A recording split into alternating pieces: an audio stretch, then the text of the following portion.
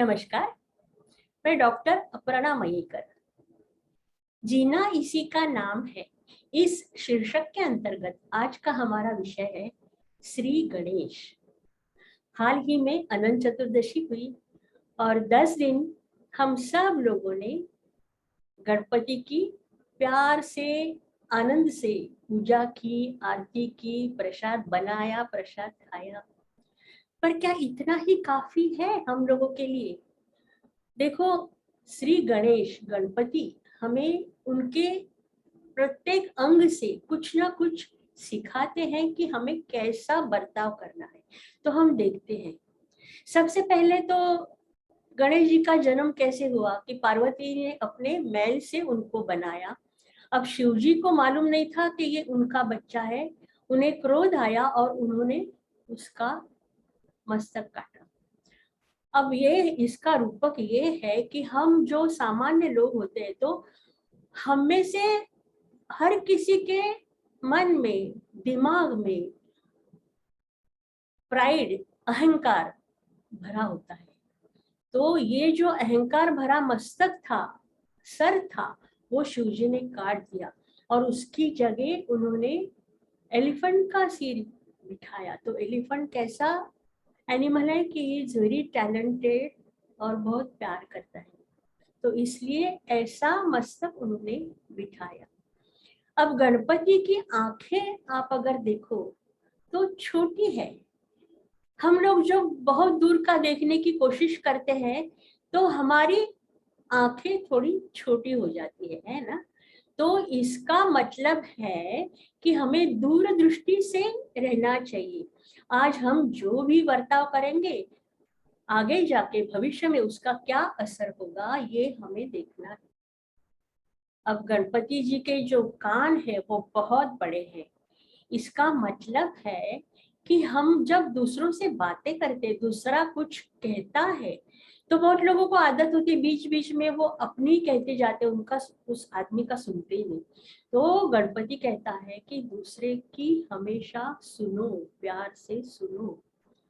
और वो जो कान है वो छलनी के जैसे, सूप जिसे हम कहते हैं, तो उसमें से हम जो भी डर्ट होती है, स्टोन्स होते हैं छोटे छोटे, वो निकाल देते हैं। तो गणपति कहता है कि अगर आपसे कोई बुरी बातें करने लगे तो वो सुनना ही नहीं, उसे अलग कर दीजिए। क्योंकि हम कहते हैं ना, एक कहावत है कि इस कान से सुना और उस कान से छोड़ दिया, पर ऐसे होता नहीं। अगर हम सुनते हैं एक कान से भी, छोड़ने के बीच में मस्त का दिमाग है हमारा, तो वो थोड़ा ना वहाँ अंदर रह जाता है, वो बात रह जाती है वहां पे। तो इसलिए ऐसी बुरी बातें सुननी ही नहीं है हमें। फिर गणपति की जो सूंड है, ट्रंक है, क्या करता है? एलिफेंट का ये नेचर है कि जिस सूंड से वो एक छोटे नन्हे बालक को प्यार से उठाता है, उसी सूंड से वो बड़े बड़े वृक्ष उखाड़ देता है। तो गणपति कहते हैं कि आपके पास जो शक्ति है, भगवान ने जो आपको पावर दी है, उसका सही इस्तेमाल करो दूसरों की भलाई के लिए, ना कि उनको दुखाने के लिए। अब गणपति के से तो हम एक दंत कहते हैं, असल में उसका दूसरा आधा टूटा हुआ दांत है। तो दो दंत अगर होते हैं तो उसके माने हैं द्वैत। जैसे हम तुम्हारा मेरा ऐसे करते रहते हैं ना, भेदभाव करते हैं, वैसे नहीं होना चाहिए। ये पूरी दुनिया मेरी है, सब मेरे सगे, सब भाई भाई है, बहनें हैं, सब मेरे अपने हैं। तो इस भाव से हमें रहना नहीं, अद्वैत से रहना, माने एक दंत, ऐसे कहता है। फिर गणपति जी के 4 हाथ होते हैं। तो एक हाथ में अंकुश माने कुल्हाड़ी है, शस्त्र। तो गणेश जी कहते हैं कि आप मतलब कोई भी अन्याय करता है आपके ऊपर तो उसका विरोध करना चाहिए, उसका प्रतिकार करना चाहिए। और दूसरी बात ये है कि हम लोग इंसान हैं तो हमारे मन में राग, लोभ, मोह, मत्सर, ईर्ष्या, जलन, ये सब होता ही है। तो आप साधना करो, मन की शक्ति बढ़ाओ, वो शक्ति की कुल्हाड़ी से आप इन षड रिपुओं को कम करो, खत्म करो।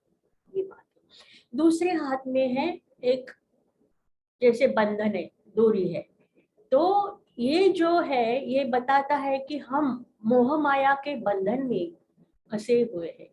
तो ये हमें जान लेना चाहिए कि ये संसार सब मोह माया है, ये टिकने वाला नहीं है ना। और दूसरा मीनिंग ये है कि हमें लिमिट्स में रहना चाहिए, है ना, कि हम जो कुछ भी बर्ताव करते हैं, किसी भी बात को एक्सेस में करना, इससे दूसरों का नुकसान होता है, हमारा खुद का भी नुकसान होता है। तो ये हमें बंधन हमेशा फॉलो करना चाहिए। तीसरा हाथ जो है गणपति का ऊपर है आशीष देने के लिए। अब सोचो, हम हमेशा ना भगवान से कुछ ना कुछ मांगते ही रहते हैं। जैसे एग्जाम में पहला नंबर आए, मेरी लड़की की शादी तय हो जाए, कुछ ना कुछ हम मांगते हैं, हमारा हाथ ऐसा होता है। पर गणेश जी कहते हैं कि आप दे दो, देते रहो, जो कुछ भी बनता है आपसे हमेशा देते रहो और खुश रहो।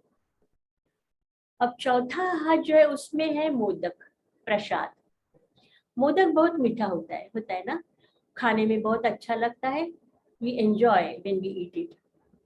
अब ये मोदक जो है इसके माने हैं सक्सेस, पैसा, रिचनेस। मतलब आपकी जिंदगी में आपको ये सब चीजें मिली माने मोदक।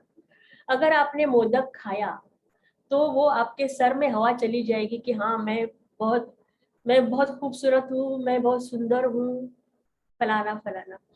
तो कभी भी आपने गणेश जी की ऐसी मूर्त देखी है जिसमें वो मोदक खाते हुए दिखाई दिए? नहीं। इसका मतलब है you have to control your mind. अब बाकी सब देवी देवताओं के पेट अच्छे नॉर्मल है, पर गणेश जी की मतलब गणेश जी का पेट जो है वो बहुत बड़ा है।